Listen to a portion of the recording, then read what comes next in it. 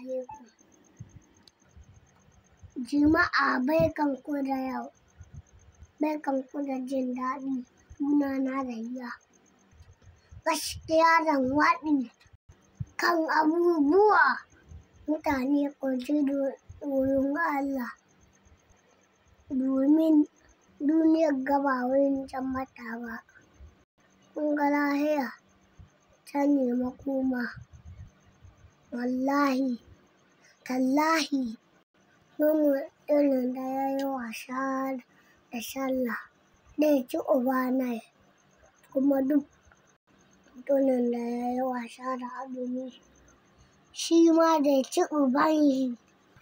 Don haka, idan kun ji ku ji, idan ba ku ji ba kar ku ji.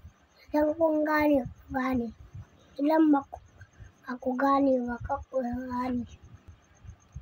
Shi Allah ba a yi mai renin wayo, ba a yi mai ɓatanci, ba a yi mai iskanci.